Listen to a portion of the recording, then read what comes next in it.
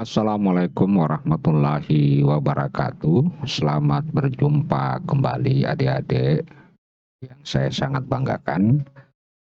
Kali ini kita akan membahas topik yang berkaitan tentang kesetimbangan benda tegar dan titik berat. Baik adik-adik sekalian, kita langsung saja ke pembahasan pertama, yaitu mengenai kesetimbangan benda tegar. Syarat terjadinya kesetimbangan benda tegar itu ada dua. Yang pertama, sigma F sama dengan 0, dan yang kedua adalah sigma torsi atau momen gaya itu sama dengan 0. Ini adalah persyaratan yang digunakan untuk membahas persoalan kesetimbangan benda tegar. Dan kita tahu bahwa F ini adalah berkaitan tentang persoalan gaya-gaya translasi, sedangkan torsion ini adalah berkaitan tentang momen gaya. Momen gaya itu berkaitan tentang gerak dinamika rotasi. Nah, kita langsung saja ke pembahasan berikutnya, itu adalah contoh soal yang pertama. Nah, baik, saya akan bacakan soalnya. Ada dua orang anak bermain cungkat jangkit. Anak yang sebelah kiri memiliki berat 450 Newton dan jaraknya dari titik tumpu adalah 2 meter. Tentukan jarak anak yang berada di sebelah kanan jika keduanya berada dalam posisi setimbang. Jadi setimbang dalam horizontal ya. Jika diketahui berat anak sebelah kanan adalah 400 Newton. Nah, untuk mudahnya kita bisa lihat gambarnya seperti ini. Berarti ini adalah anak yang bagian sebelah kiri. Dan ini adalah anak yang sebelah kanan. Nah, bagaimana cara menyelesaikan soal ini? Pertama-tama kita gambarkan ulang cungkat jangkit kedua anak tersebut, di mana ini adalah menjadi titik tumpu. Jadi titik tumpu itu bisa dijadikan sebagai titik pusat rotasi. Nah, berat anak itu arahnya ke bawah sebesar 450 Newton, kemudian jaraknya ke pusat rotasi atau titik tumpu itu adalah 2 meter. Kemudian jarak anak yang kedua atau bagian sebelah kanan adalah 400 Newton dengan jarak ke titik tumpu atau pusat rotasi adalah L2.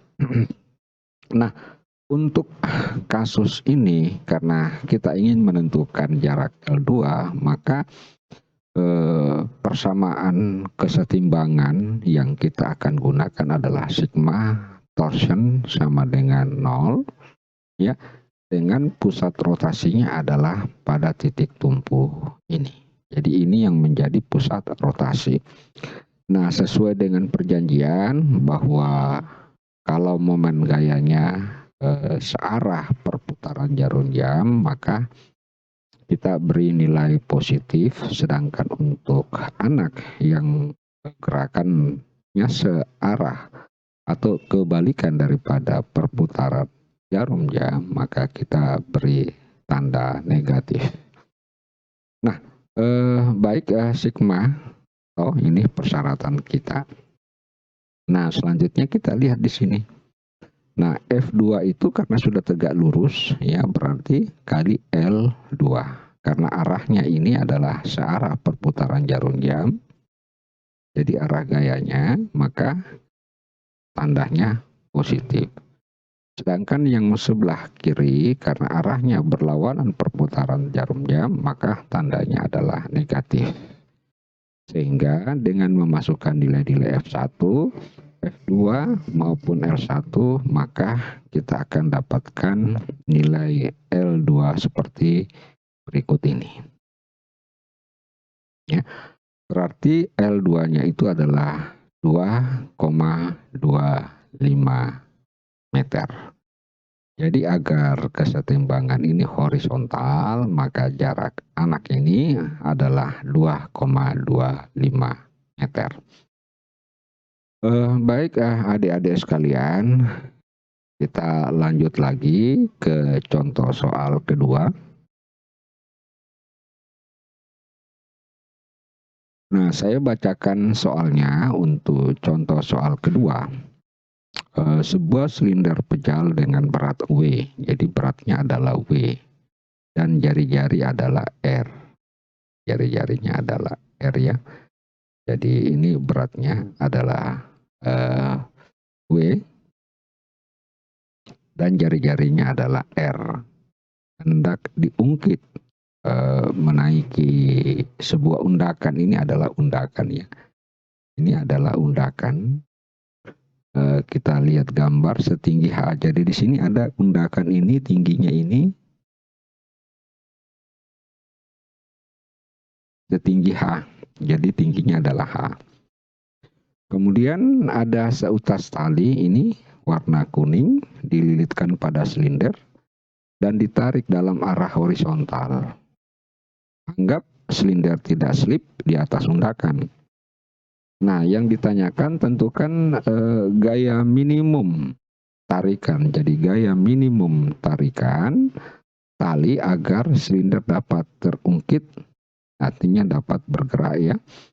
Dan gaya reaksi pada ujung undakan di titik P. Nah, ini yang kita ingin tentukan di daerah sini. Gaya reaksinya. Nah, baik adik-adik sekalian, bagaimana menyelesaikan soal ini? Maka kita lihat dulu sketsa gambar. Ya, gambar sketsa ya seperti ini kira-kira gambarannya ya. Nah, tentu di bagian pusatnya ini adalah W ya, arah beratnya adalah W. Nah, mengapa tidak saya gambarkan arah ke atas adalah gaya normal? Karena kejadian silinder ini ditarik pada saat dia terungkit, sehingga gaya normal tidak perlu kita masukkan ya. Jadi pada saat silinder pejar ini terangkat berarti N itu tidak ada, artinya gaya normal itu tidak ada ya, karena gaya normal itu adalah gaya yang ditimbulkan oleh bidang ini karena ada W. Dan gaya normal juga itu menunjukkan bahwa antar dua benda itu saling bersinggungan satu sama lain. Kemudian setelah itu, karena ini ditekan, jadi karena silinder ini menekan ujung atau titik P, maka akan ada gaya reaksi. Jadi gaya reaksi yang ditimbulkan oleh titik P arahnya ke atas, ya, arahnya ke atas, pas tepat di daerah sudut ini, ya. Nah, kemudian ini adalah jari-jari R, kemudian ini kita ukur titik tumpu atau titik P ke garis vertikal, ya, yang tegak lurus ya, garis vertikal secara tegak lurus ini D, dan sudut yang dibentuk adalah theta, dan kemudian jarak F besar terhadap tinggi terhadap undakan itu adalah A. Nah, ini yang pertama dulu yang kita harus ketahui, kita harus gambar. Tentu untuk menggambarnya ini berdasarkan informasi yang kita dapatkan di dalam soal. Nah, baik adik-adik sekalian, kita lanjut lagi. Nah, sini ada yang saya catat tulis bahwa perlu diingat saat silinder akan terangkat maka gaya normal pada lantai dengan silinder adalah 0. Artinya silinder bukan akan ya. Artinya silinder tidak menyentuh, jadi tidak ada kata akan ini. Hilangnya kata akannya. Jadi artinya silinder tidak menyentuh lantai. Jadi gaya reaksi yang muncul hanyalah titik P, ya. Gaya reaksi. Baik, kita lanjut.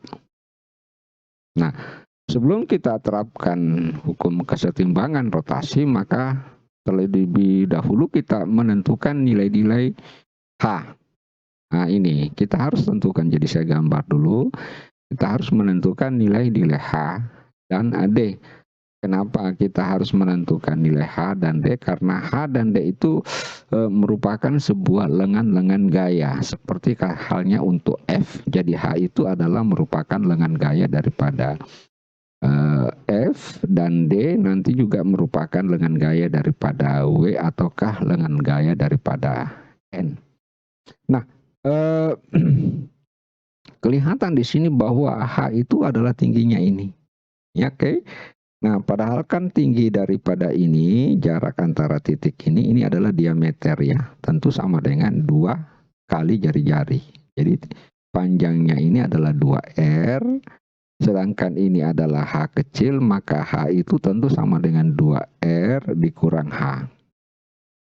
Nah, seperti ini dia ya.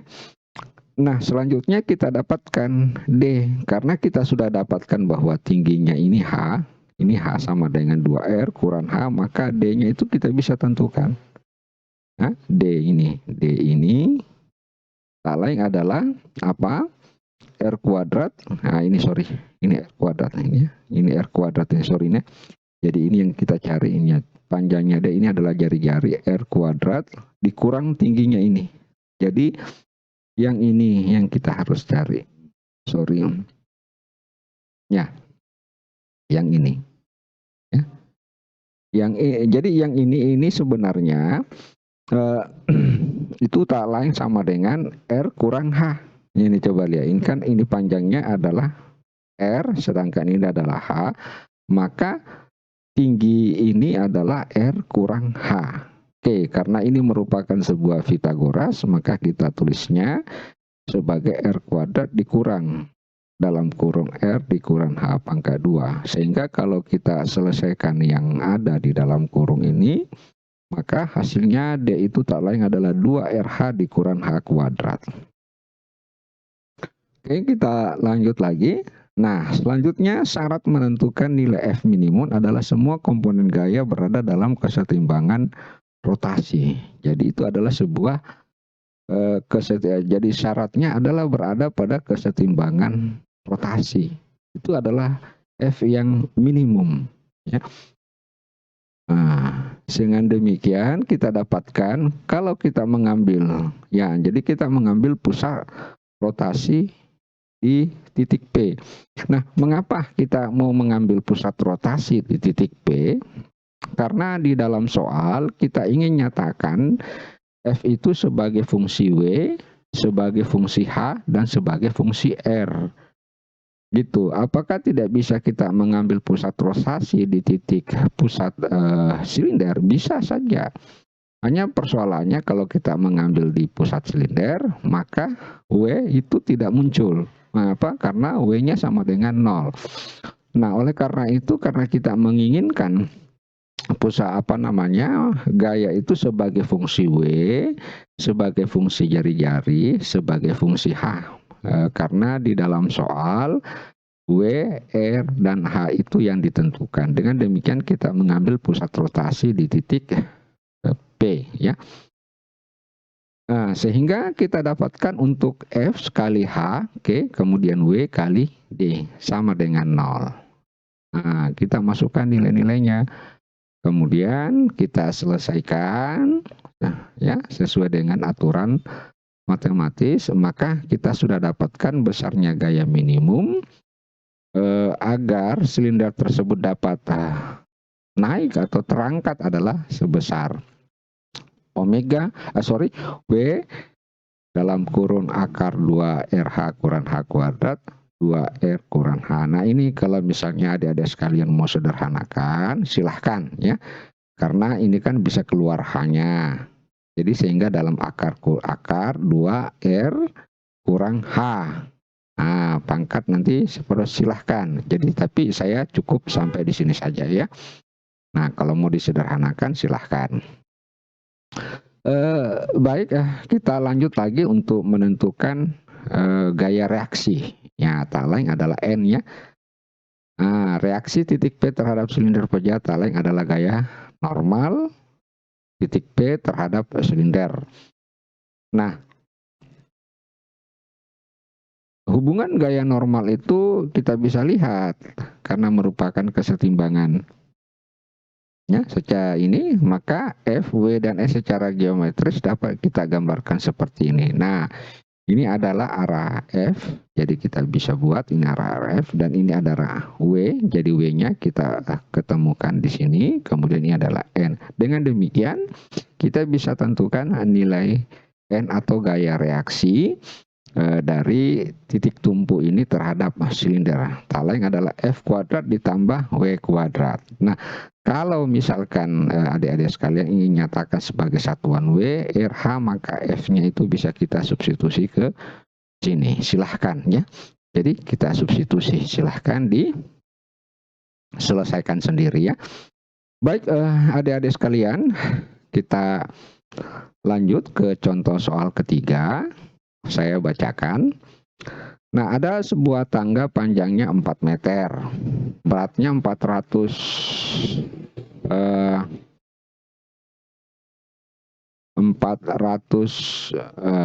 kalau 400 Newton berarti bukan 50 kg di sini ya. Karena kita menggunakan G10 berarti di sini adalah 40 kg. Jadi salah tulis ya. Beratnya 400 Newton atau 40 kg bersandar di dinding yang licin. Kemudian seorang anak beratnya 500 Newton menaiki tangga. Ia bergerak sejauh 3 meter dan berhenti karena ia merasakan tangga akan tergelincir.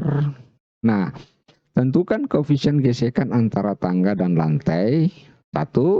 Kemudian gaya reaksi dinding pada tangga atau biasa juga kita sebut sebagai gaya normal. Nah, baik adik-adik sekalian, kita lihat gambarnya seperti ini. Jadi ini ada tangga. Daerah yang di sini licin ya. Tentu di sini akan ada gaya gesekan pada lantai. Nah, pada saat dia naik setelah bergerak sejauh 3 meter, maka dia berhenti. Kenapa berhenti? Karena anak ini sudah merasakan bahwa tangga ini akan tergelincir. Nah, itu adalah kondisi maksimumnya. Nah, sekarang kita tanyakan berapa gaya gesekannya yang berada di sini. Koefisien gesekan ya, bukan gaya gesekan. Dan berapa gaya reaksi pada dinding sini. Nah, baik, kita lihat solusinya. Jadi terlebih dahulu kita senantiasa dalam menyelesaikan soal-soal seperti ini kita menggambarkan komponen-komponen gayanya terlebih dahulu. Jadi komponen-komponen gayanya yang pertama adalah ini berat tangga pas berada di tengah-tengah panjangnya tangga ini karena tangga ini homogen. Kemudian berat orang pada saat dia naik sejauh 3 meter ya. Di sini adalah W0. Nah, di sini tangga karena karena di sini ada gaya gesekan, maka arah gaya gesekannya adalah berlawanan dengan arah gerakan. Sebab kalau tangga akan tergelincir, maka tangga akan menuju ke arah keluar, maka gaya gesekannya arah ke dalam. Oke. Kemudian tangga ini bertumbuh di sini, maka ada namanya gaya reaksi lantai terhadap tangga yang arahnya tegak lurus, yang kita sebut dengan gaya normal adalah NA. Kemudian yang di titik sini ada juga gaya reaksi karena menekan dinding, maka dinding pun memberikan reaksi sebesar NB, arahnya tegak lurus terhadap dinding. Nah, ini yang pokok dulu kita harus gambarkan, komponen-komponen gaya atau gaya-gaya yang bekerja pada sistem. Nah, setelah itu selanjutnya adalah kita terapkan sistem kesetimbangan. Nah, untuk kasus ini maka kita akan menggunakan dua syarat kesetimbangan tadi, yaitu untuk sigma F sama dengan 0 dan untuk sigma torsion sama dengan 0. Dan kita pilih dulu untuk sigma. Nah, sigma F-nya itu ada dua komponennya ya. Ada komponen dalam arah horizontal dan ada komponen dalam arah vertikal. Nah, yang horizontal itu atau Fx ini dia. Nah, F berarti dapatnya F dikurang dengan NB sama dengan 0. Nah, kita simpan dulu sebagai persamaan 3, 1. Kemudian kita cari lagi sigma Fy sama dengan 0. Berarti sigma Fy itu W ditambah W0 dikurang NA sama dengan 0. Ya. Nah, terus kalau ini kita masukkan, langsung saja kita masukkan nilai-nilainya. 400 Newton. Oh, ya. Ini ini anaknya 500 Newton, 400 Newton tangga, 500 berarti NA-nya sama dengan 900 Newton. Jadi kita sudah dapatkan yang pertama bahwa gaya reaksi dari lantai terhadap tangga adalah 900 Newton. Nah, selanjutnya kita terapkan kesetimbangan rotasi. Penentuan pusat rotasi biasanya kita pilih ada dua daerah, yaitu apakah di dinding atau lantai, di mana kedua tempat itu merupakan tempat bersandarnya atau bertumpunya tangga. Nah, misalkan kita pilih pusat rotasinya adalah B. Nah, tentu ada alasan yang kuat kenapa kita pilih titik B, bukan titik A. Karena yang kita ingin cari pada ini adalah koefisien gesekan. Koefisien gesekan antara tangga dengan lantai. Nah, tentu F-nya itu harus muncul di dalam formulasi. Nah, kalau kita pilih pusat rotasinya adalah A, maka F itu tidak akan muncul. Sehingga akan susah untuk menentukan koefisien gesekan. Ya, artinya bukan susah ya, tapi cukup relatif berkelok-kelok agak lama baru kita bisa mendapatkannya. Oleh karena itu yang kita pilih adalah di titik B, di titik B supaya F itu adalah muncul karena tujuan kita adalah menentukan koefisien gesekan. Nah, namun demikian sebelum kita menerapkan itu maka kita menentukan dulu lengan-lengan gaya seperti NA adalah L3, yang tak lain adalah L cos 53, kemudian L2 tak lain adalah L4 adalah L2 cos 53, sedangkan L5 tentu adalah L1 cos 53. Dan L6 ini adalah L sin 53 ya. Ini adalah jadi lengan untuk F. Nah, oke. Kemudian kita terapkan kesetimbangan. Nah, kita lihat, kita pilih di titik B. Berarti omega berat orang W0 ini lengannya. adalah L5 minus karena dia berlawanan. Demikian pula W juga berlawanan arah jarum jam, lengannya adalah L4. Ini dia.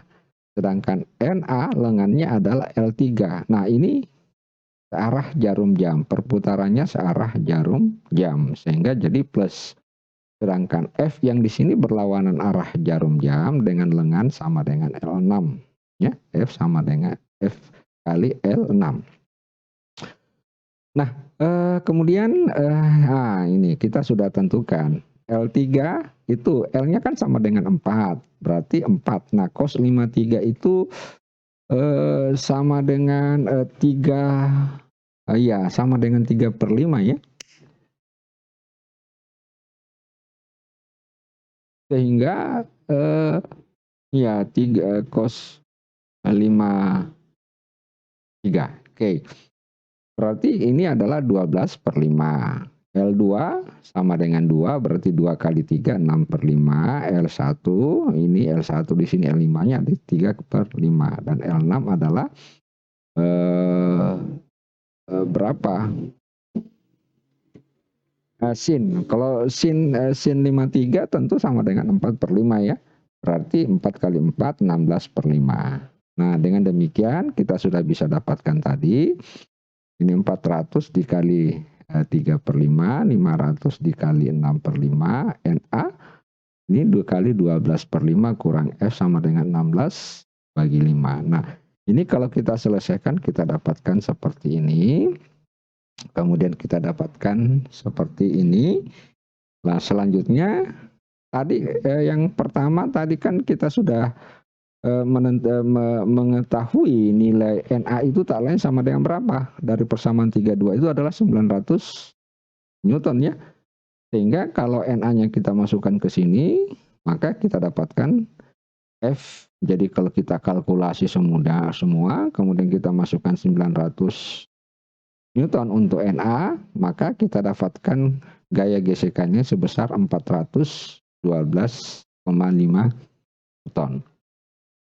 Ya, kita dapatkan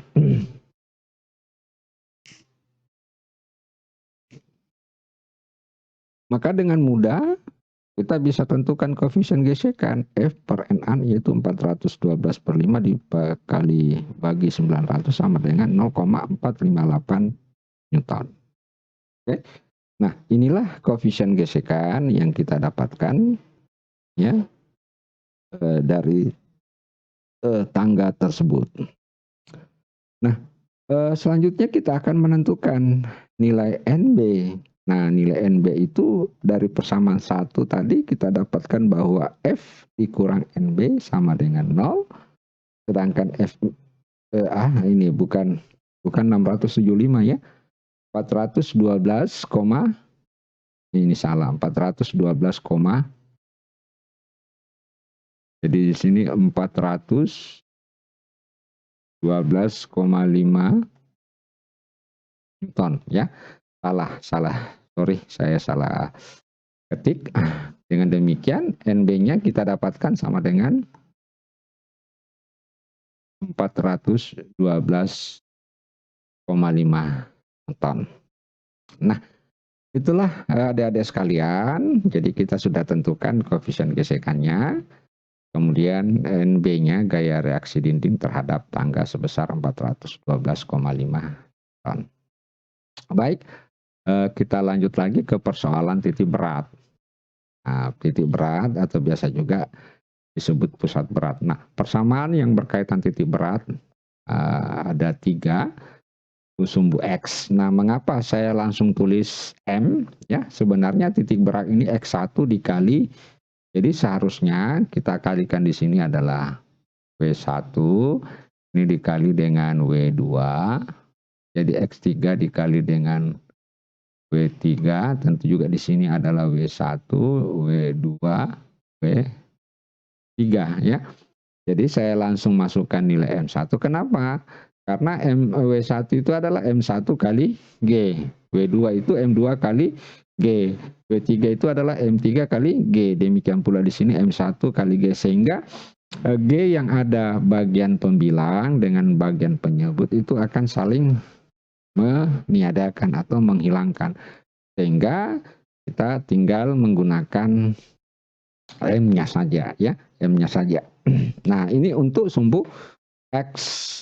Nah, sumbu Y seperti ini. Nah, ini ada Y3 di sini ya. Ini saya lupa tulis. Y3 dan set nolnya untuk sumbu set ini. Baik, kita lihat contoh soal. Nah, misalkan ada 3 buah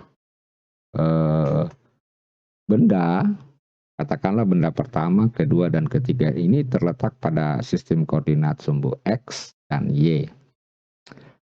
Jarak untuk benda pertama itu adalah tingginya adalah berapa? 3 cm, kemudian jarak ke sumbunya adalah minus di sini ya, karena sumbu X. Dan tidak apa-apa saya tulis minus ya. Min 15 cm, karena sesuai dengan sistem koordinat. Nah, tingginya sama dengan 3 cm, sedangkan yang ini, 8 ya, tingginya ini 8 ya, ini 8 cm, ini 8 cm. Sedangkan jarak benda kedua ke sumbu Y adalah 3 cm, sumbu X 8 cm, sedangkan benda 3 adalah 10 cm. Nah, masing-masing beratnya itu adalah M1 10 kg, M2 5 kg, dan M3 5 kg.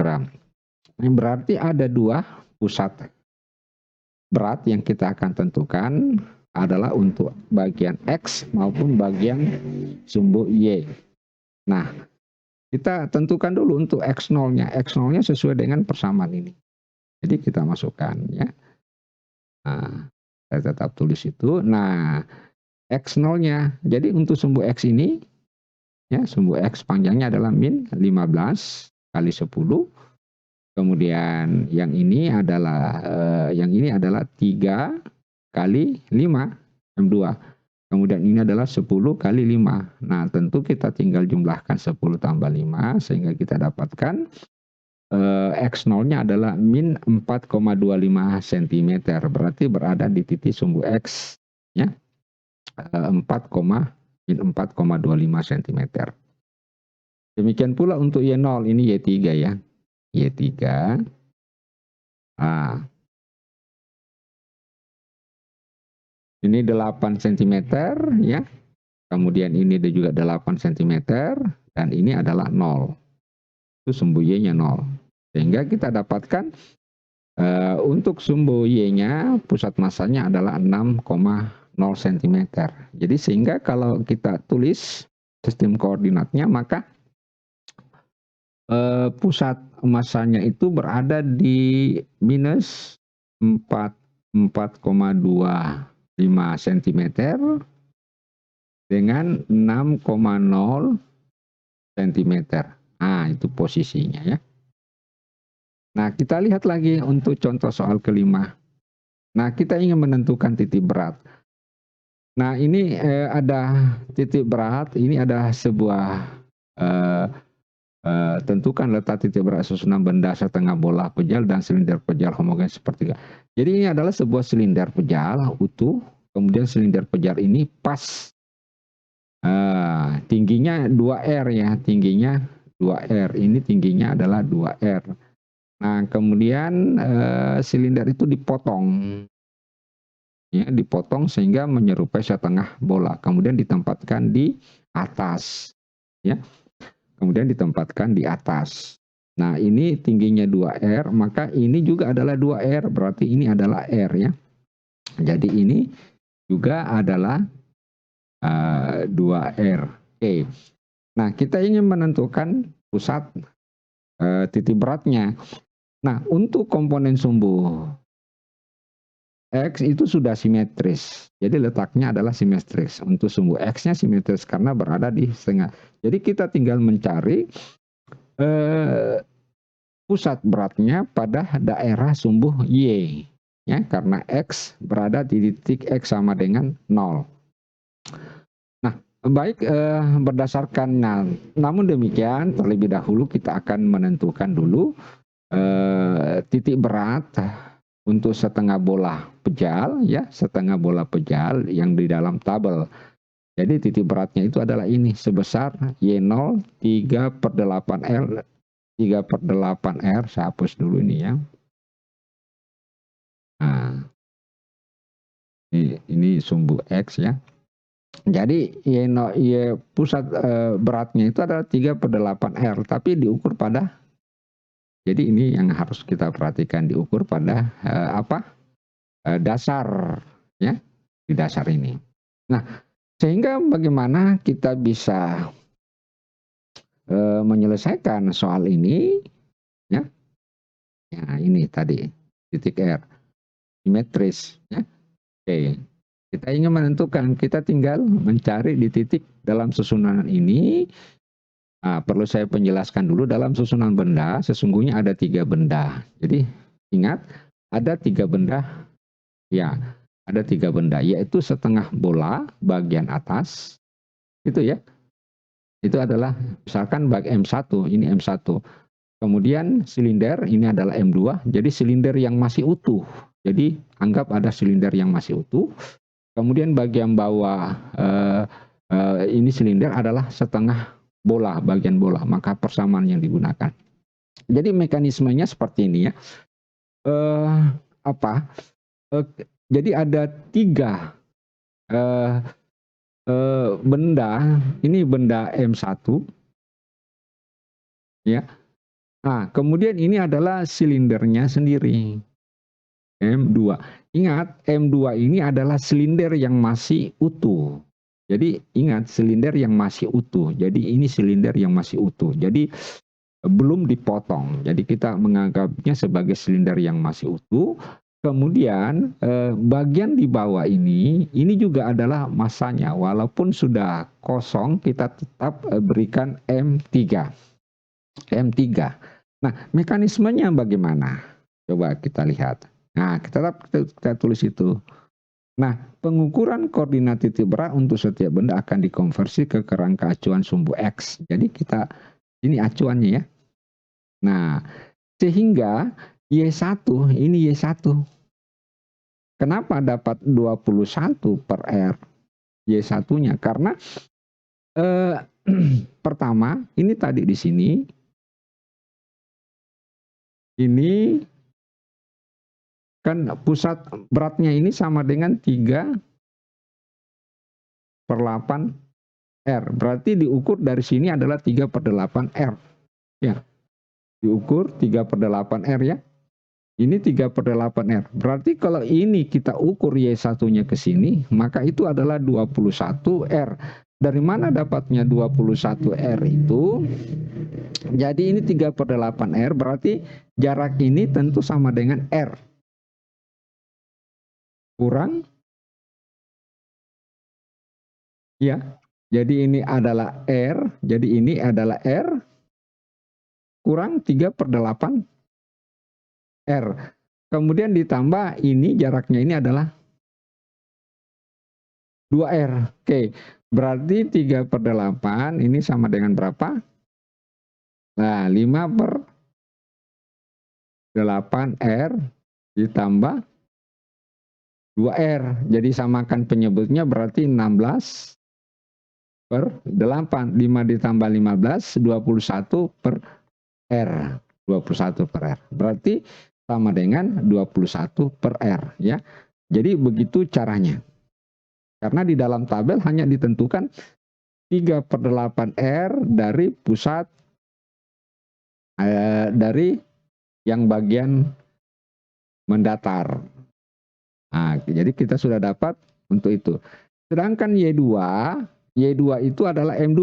Jadi M2 ini masih statusnya silinder utuh. Ya, statusnya berarti pusat masanya di titik R. Ya, di titik R. Jadi kita menganggapnya sebagai tetap utuh satu silinder. Ya, itu. Maka kita tulisnya Y2 sama dengan R. Sedangkan M3 adalah 3/8. Jadi ini M3 ini. Jadi walaupun kelihatan hitam bolong, tetap kita hitung memiliki pusat massa 3/8R. Artinya begitu caranya. Nah, sesudah itu kita tinggal memasukkan. Nah, mengapa langsung volumenya? Ya, karena kita tidak gunakan M-nya karena benda ini memiliki massa jenis yang sama. Jadi benda ini memiliki massa jenis yang sama, ya, sehingga kita tuliskan rho massa sama dengan jadi rho sama dengan rho kali volume, gitu ya. Jadi kalau misalkan ini tadi M1-nya saya ganti M1 rho kali V1, kemudian M2 rho kali V2, M3 rho kali V3. Nah, di atas ada rho, di bawah juga ada rho, sehingga rho-nya itu saling meniadakan, sehingga yang tinggal muncul adalah V1. Oke? Yang muncul adalah tinggal volume. Karena rho di bagian penyebut dan pembilang ada sama, ya, sehingga saling meniadakan. Nah, selanjutnya kita tinggal masukkan. Jadi kita sudah menentukan. Nah, pertama Y1 21 per 8 kali R. Ini kan utuh. Jadi kita tinggal lihat ini ya utuh. Nah, ini setengah bola, 1/2 kali 4/3 pi R pangkat 3. Oke. Kemudian Y2 ini adalah kita menganggapnya sebagai silinder utuh. Jadi terlebih dahulu kita menganggapnya sebagai silinder yang utuh dengan pusat rotasinya adalah pusat beratnya adalah di R. Nah, itu kita tulis R.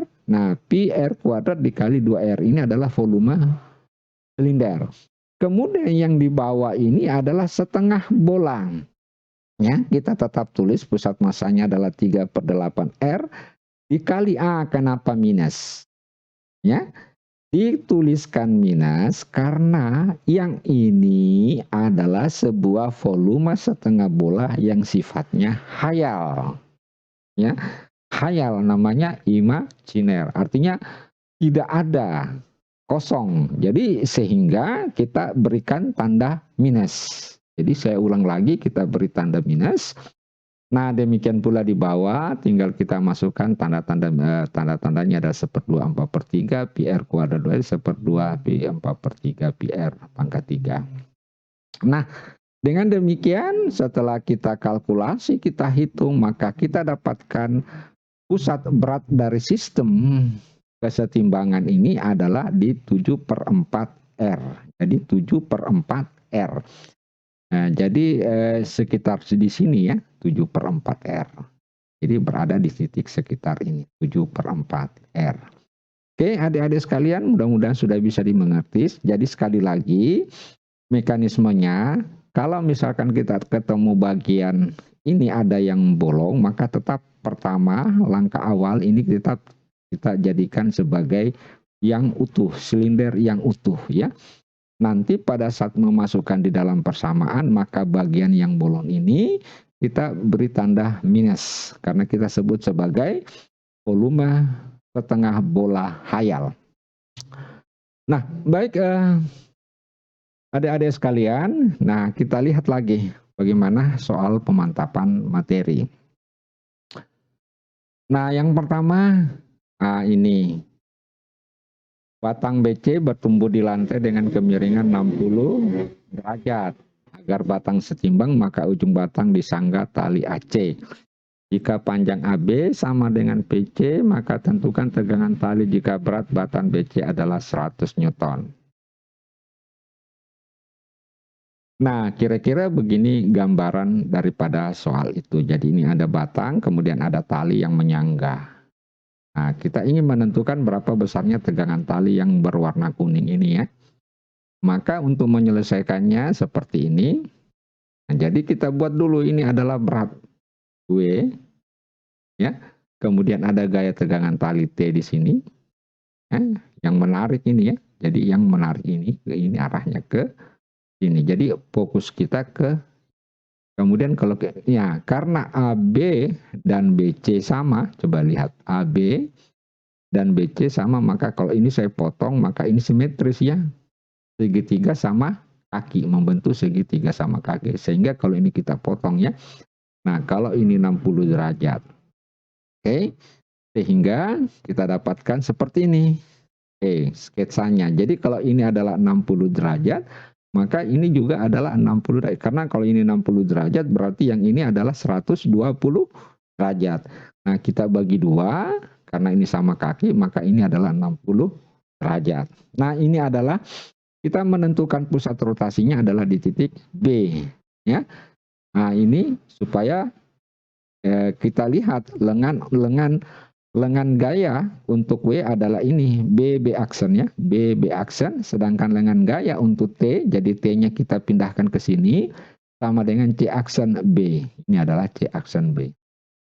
Nah, sehingga kita dapatkan W, B aksen B, kurang T, C aksen B. Sehingga kalau kita masukkan nilainya, W 100, 1/2 BC, cos 60, kurang T, AB cos 60, sehingga kalau kita masukkan nilai-nilainya, ya, nah, AB, karena AB dengan BC sama ya, AB dengan BC sama, jadi ini bisa saling meniadakan ya, sehingga 150 Newton, ini juga adalah cos 60, berarti ini tinggal. Jadi BC cos 60 sama dengan AB cos 60. Kenapa? Karena AB sama dengan BC, sehingga ini bisa saling meniadakan ya. Ini bisa saling menghilangkan.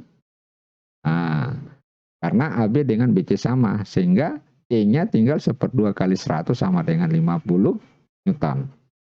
Nah, itu untuk yang soal pemantapan materi yang pertama. Nah, sekarang kita lihat soal materi pemantapan yang kedua.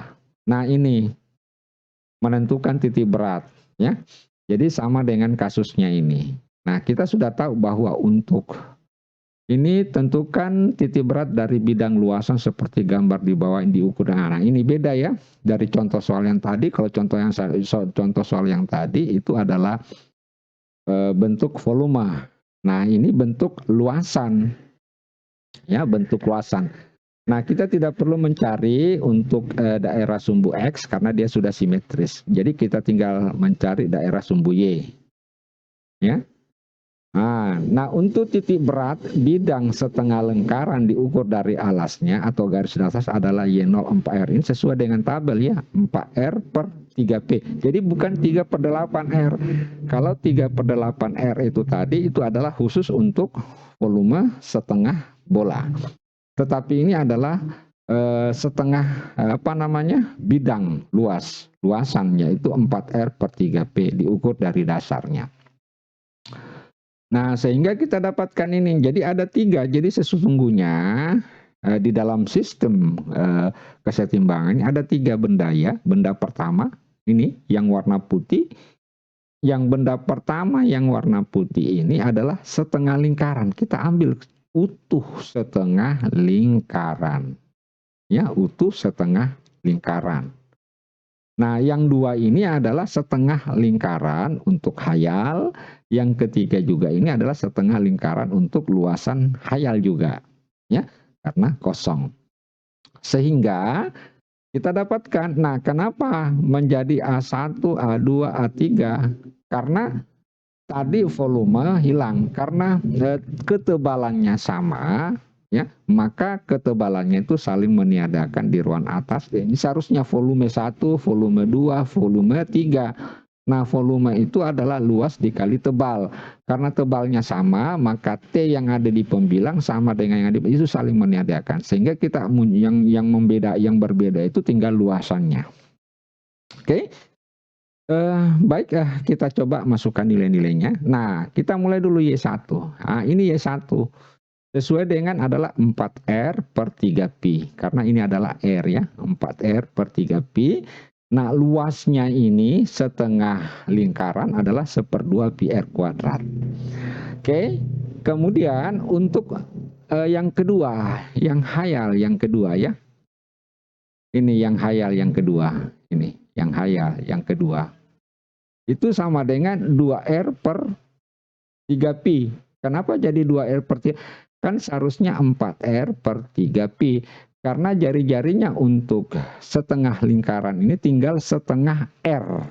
Nah, sehingga setengah R. Jadi ini dibagi 2. Jadi sehingga sama dengan 2R per 3Pi. Nah, kurang.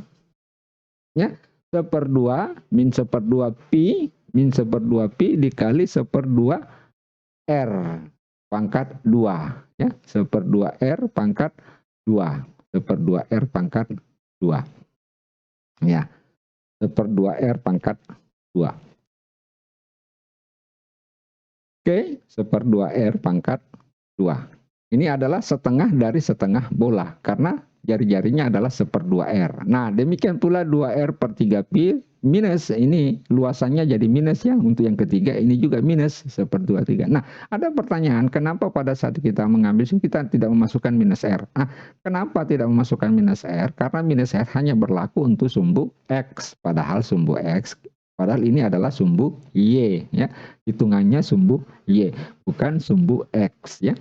Walaupun di grafik kelihatan di sini bahwa untuk X ada R min R negatif, tetapi kita menghitungnya ke atas, berarti dia positif ya. Jadi sehingga yang ini 2R/3 dengan 2R/3 masih tetap positif. Yang negatif itu karena ini, yang kedua ini adalah luas hayal. Nah, minus. Kita sebut dengan luas yang hayal atau imajiner, artinya luas yang kosong. Kemudian yang ini juga karena ini adalah luas yang kosong, maka jadinya minus. Sehingga di bawah pun juga minus, di bawah juga minus. Nah, hasil penghitungan secara keseluruhan, maka kita dapatkan seperti ini. Oke, adik-adik sekalian. Nah, sehingga kita bisa keluarkan 1/2 pi R kuadrat, ini bisa keluarkan 1/2 pi R kuadratnya, ini tinggal 1/4, tinggal 1/4 ya. Mati, kemudian 3/R, maka Y0 adalah 2R/pi. Jadi pusat berat daripada luasan tadi berada pada ketinggian 2R jadi kalau kita buatkan sistem koordinatnya itu adalah X0 0,2R/pi.